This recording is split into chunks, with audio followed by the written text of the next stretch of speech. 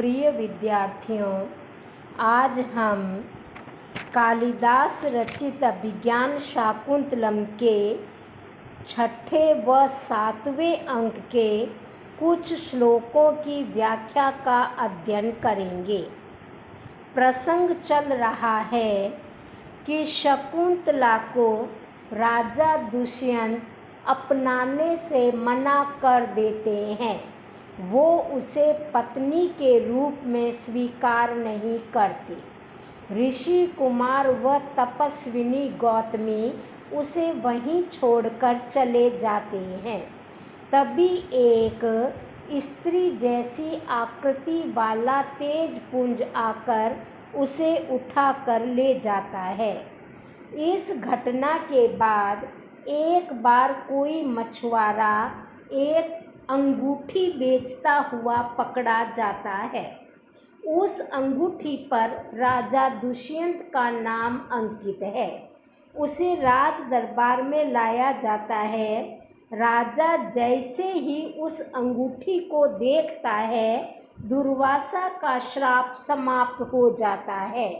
फलस्वरूप राजा को शकुंतला, उसके साथ विवाह व सारा घटनाक्रम याद आ जाता है और राजा उस पश्चाताप के कारण अपने राज्य में होने वाले वसंतोत्सव या मदनोत्सव पर रोक लगवा देते हैं। राजा एक वियोगी नायक के समान अपनी पत्नी शकुंतला और संतान के प्रति पश्चाताप का व्यवहार कर रहे हैं। वो बहुत व्याकुल है और वो इस समय अपने परम मित्र विदूषक से एकांत में वार्तालाप कर रहे हैं। राजा विदूषक को कहते हैं, हे मित्र, उस शकुंतला के बारे में जब मैं सोचता हूँ तो मैं अत्यधिक व्याकुल हो जाता हूँ, क्योंकि मेरे द्वारा परित्याग किए जाने के पश्चात व्याकुल हुई वह प्रिया शकुंतला बहुत अधिक अपमानित थी। उस अवस्था का अनुसरण करके मैं बहुत अधिक अधीर हो रहा हूँ, क्योंकि इतः इस हस्तिनापुर से प्रत्यादेशात परित्यक्त होने के कारण स्वजनम अपने कुटुंबियों के अनुगंतम पीछे जाने के लिए वो व्यवसिता तैयार हुई। तो गुरु समय गुरु के समान ही पूजनीय गुरु शिष्य सारंगरव के द्वारा तिष्ठ रुको इति इस प्रकार उच्चै वदिते उच्च स्वर में कहे जाने पर वह स्थिरता रुक गई। वाष्प आंसुओं के प्रसर प्रवाह से कलुषाम कलुषित दृष्टि को यत जो पुनः फिर से मई क्रूरे मुझ क्रूर पर उसने वो दृष्टि जो अर्पितवती डाली, तत् वह सविषम जहर बुझे शल्यमिव बाण के समान माम दहती मुझे जला रही है। राजा दुष्यंत विदूषक को कहते हैं कि हे मित्र, जब मैंने उसका परित्याग कर दिया और वो यहाँ से जा रही थी, तब उसने जिस प्रकार मुझ पर बड़े क्रोध के साथ आंसुओं से भरी हुई दृष्टि डाली थी, वो दृष्टि जब याद करता हूँ तो वो जहर बुझे बाण के समान मेरे सीने को भेदती है, मुझे पीड़ित करती है। विदूषक और राजा दुष्यंत इसी प्रकार परस्पर वार्तालाप कर रहे हैं। राजा उस अंगूठी को देख करके कहते हैं, अरे अंगूठी, तुम दुर्लभ स्थान से गिर जाने वाली अब बड़ी शोचनीय अवस्था को प्राप्त हो गई हो, क्योंकि तव सुचरितम मंगूल्यम नूनम प्रतनु ममे विभाव्यते फलेन। हे अंगूठी, तव तुम्हारा सुचरितम पुण्य मम इव मेरे समान नूनम निश्चय ही प्रतनु अत्यधिक अल्प है, जो कि फलेन फल के द्वारा विभाव्यते ज्ञात हो रहा है।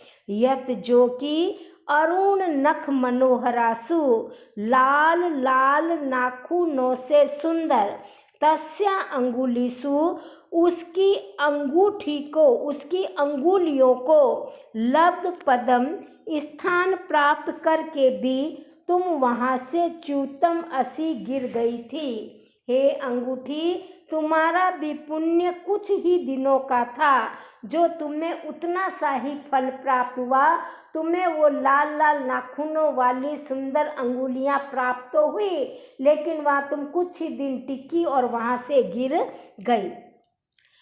विदूषक पूछता है कि हे राजा, आपने यह अंगूठी शकुंतला को दी क्यों थी?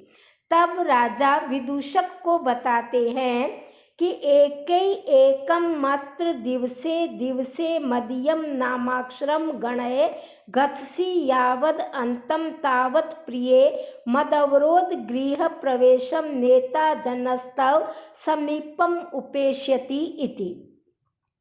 हे विदूषक, जब मैं हस्तिनापुर के लिए प्रस्थान कर रहा था तो उस शकुंतला ने आंखों में आंसू भरकर कहा कि कितने दिनों में आप मुझे अपना समाचार भेजेंगे।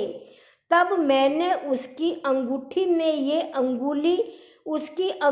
में यह अंगूठी पहनाते हुए कहा था कि हे प्रिय, एक एक अत्र दिवसे, अत्र इस अंगूठी पर दिवसे दिवसे प्रत्येक दिन एक एक मदीयम नाम अक्षरम, मेरे नाम का अक्षर गिनना, यावत जब तुम अंतम गच्छसि, अंतिम अक्षर पर पहुंचोगी, तावत उसी दिन मद अवरोध गृह प्रवेशम, मेरे अंतःपुर में प्रवेश करने के लिए नेता ले जाने वाला जनह व्यक्ति तब समीपम, तुम्हारे समीप पहुंच जाएगा।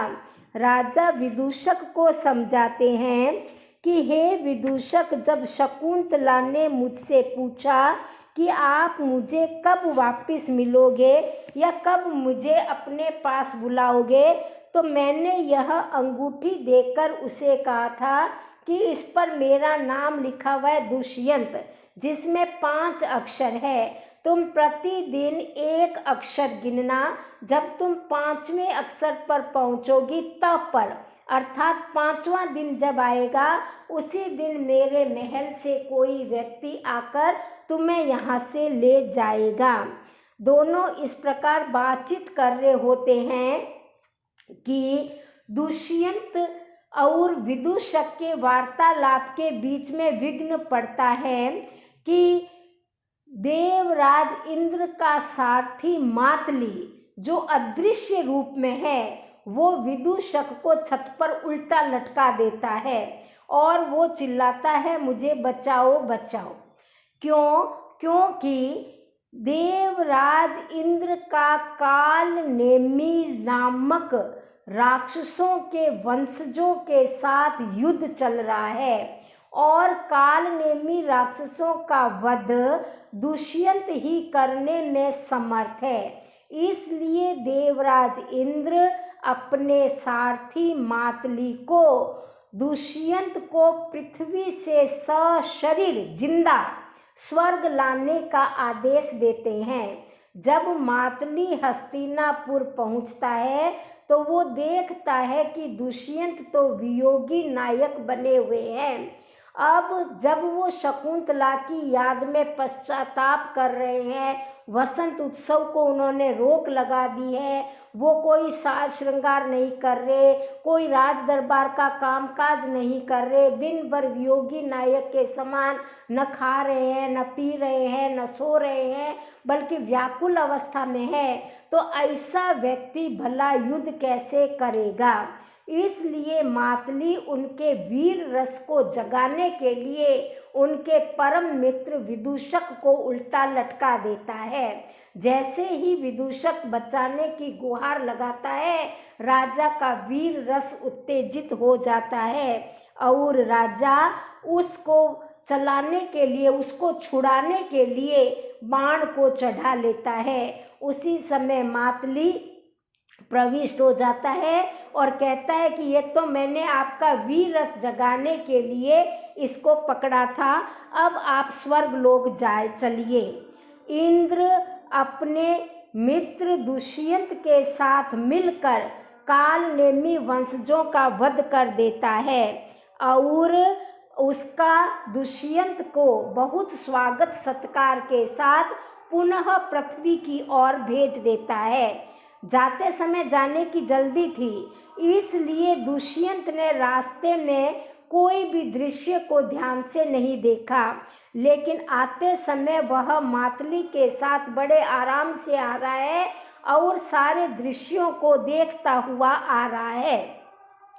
रास्ते में मातली बताता है कि यहाँ महर्षि मारीच का आश्रम है और मातली को राजा पूछते हैं कि वो मारीच का आश्रम कहाँ है, तो मातली उसे मारीच का आश्रम दिखाते हुए कहते हैं, वल्मीकार्ध निमग्न मूर्ति रूर्षा संदष्ट सर्प त्वचा कंठे जीर्ण लता प्रतान वलये नात्यर्थ संपीड़ितः अंश व्यापी शकुंत नीड निचितम बिभ्रत जटा मंडलम यत्र स्थाणु रिवाचलो मुनि रसावभ्यर्क बिंबम स्थितः।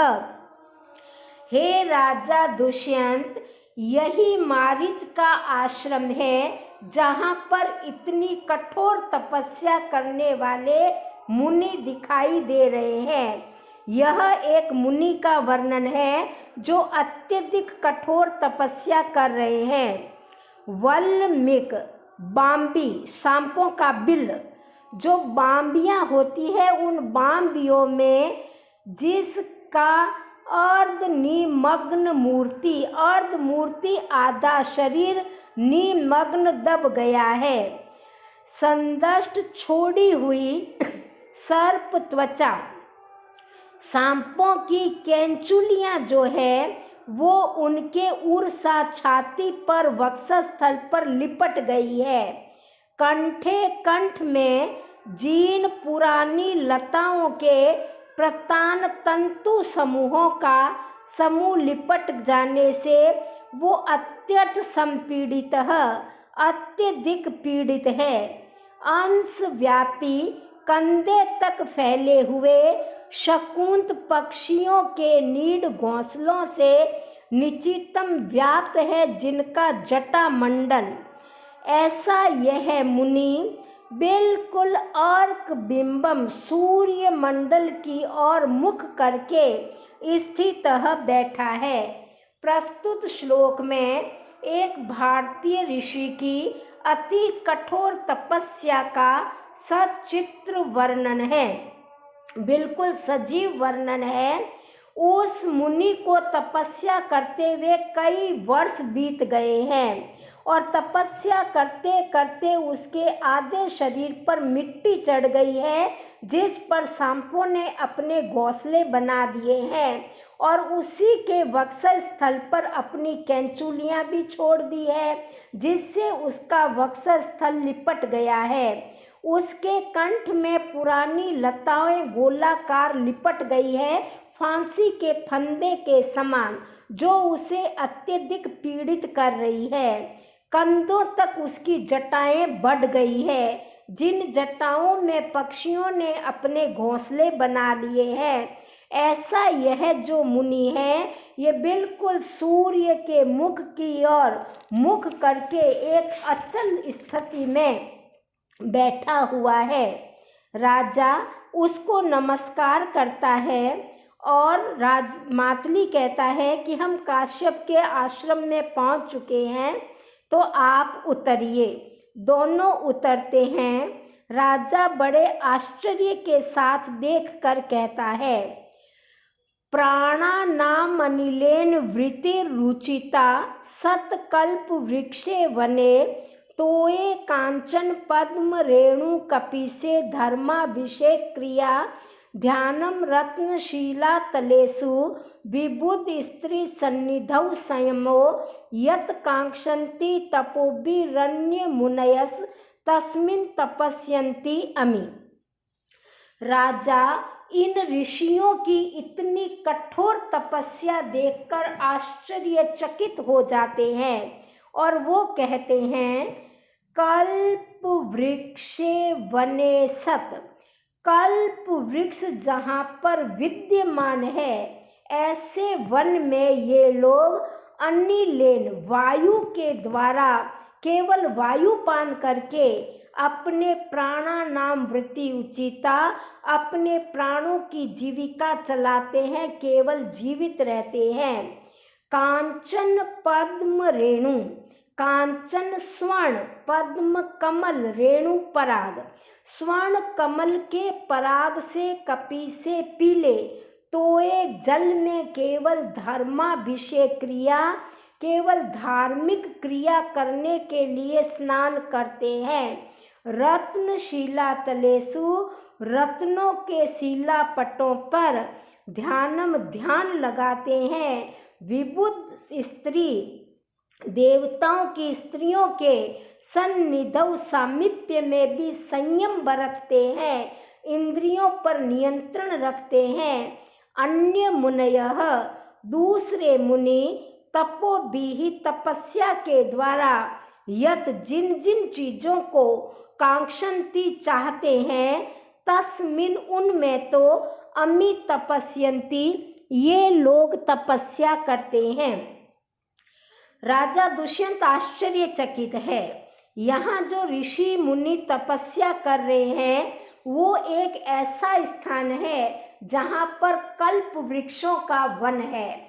कल्प वृक्ष वह वृक्ष विशेष होता है जिसके सम्मुख जो भी कामना की जाए, मनोकामना की जाए, वो तुरंत पूरी हो जाती है, फलीभूत हो जाती है। ऐसे कल्प वृक्ष वाले वन में तो ये लोग केवल वायु सेवन करके अपना जीवन निर्वाह करते हैं। प्राणों को जिंदा रखने के लिए सांसें जरूरी है, वो केवल सांसें ले रहे हैं, छोड़ रहे हैं। यहाँ सोने के कमलों से भरे हुए तालाब है। उन तालाबों में ये जल क्रीड़ा नहीं करते, बल्कि हिंदू धार्मिक क्रियाओं के लिए स्नान अनिवार्य है। इसलिए धार्मिक क्रियाओं को निर्वाहित करने के लिए ये मात्र प्रतिदिन उसमें स्नान करते हैं। यहाँ रत्नों से जड़ी हुई शिलाएं हैं, मणियों से जड़ी हुई शिलाएं हैं। वहाँ पर बैठकर ये ध्यान लगाते हैं। अप्सराओं के समीप रह कर के भी अपनी इंद्रियों पर नियंत्रण रखते हैं। ये वो ऋषि हैं जो ऐसे स्थान पर तपस्या कर रहे हैं जिस स्थान को प्राप्त करने के लिए हमारे पृथ्वी लोक के मुनि तपस्या करते हैं कि हे भगवान हमें ऐसा स्थान प्राप्त हो। तो जिस स्थान को प्राप्त करने के लिए अन्य मुनि तपस्या करते हैं उस स्थान पर तो रह करके ये तपस्या करते हैं। राजा दुष्यंत वहीं रुकते हैं। मातली अंदर संदेश देने के लिए जाते हैं मारीच को कि दुष्यंत आए हैं। उसी बीच दुष्यंत का भरत और शकुंतला से वहीं पर मिलन हो जाता है। भरत शेरों के साथ खेलता है, शेरों के बच्चे को साथ खेलता है और उसको शेर के बच्चे से अलग करने के चक्र में उसकी मणि गिर जाती है, जिस मणि को दुष्यंत उठा लेते हैं। उस मणि का यह नियम था कि उस मणि को नीचे गिरने पर केवल माता, पिता या बालक स्वयं ही उठाता है, बाकी कोई उठाए तो वो सांप बनकर उसको डस जाती है। जब महर्षि मारीच द्वारा प्रदत्त उस ताबीज को, उस जड़ी बूटी को दुष्यंत उठा लेते हैं, और उनको कुछ भी नहीं होता है, तब सब समझ जाते हैं, वहाँ जो तपस्विनियाँ होती है वो समझ जाती है कि ये दुष्यंत है। शकुंतला को बुलाया जाता है, राजा और शकुंतला का मिलन होता है। दोनों अपने पुत्र सहित मारीच के पास पहुँचते हैं। मारीच राजा दुष्यंत को बताते हैं कि ये तुम्हारी पत्नी शकुंतला है और ये तुम्हारा ही पुत्र सर्वदमन है, और ये जो तुम इसको भूल गए थे इसका कारण महर्षि दुर्वासा का श्राप है। इसलिए ये शकुंतला, तुम भी अपने मन से तिरस्कार होने के कारण, अपमानित होने के कारण अपने पति के प्रति जो क्रोध है उसको निकाल दो, और हे राजा आप भी अपने पश्चाताप के भाव को निकाल दो, क्योंकि दोनों की ही गलती नहीं थी, ये महर्षि दुर्वासा का श्राप था। अब महर्षि जो मारीच हैं वो राजा दुष्यंत को कह रहे हैं कि यह तुम्हारा बालक है, तुम इसे स्वीकार करो। ये बालक कैसा है?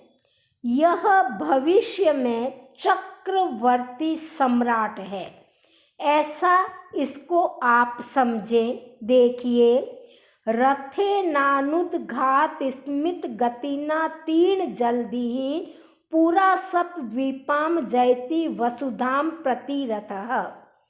अप्रतिरथः प्रतिद्वंद्वियों से रहित अप्रतिद्वंद्वी अद्वितीय महारथी। अयम यह बालक अनुद्घात स्मित अस्खलित तथा शांत गति वाले, मतलब बिना हिले डुले चलने वाले, बिल्कुल सॉफ्ट गति से चलने वाले, तीन जल्दी समुद्रों को पार करने वाला, पूरा पहले सप्तद्वीपम 7 द्वीपों वाली, ऐसे रथ से ये पहले 7 द्वीपों वाली वसुधाम पृथ्वी को जयती जीतेगा।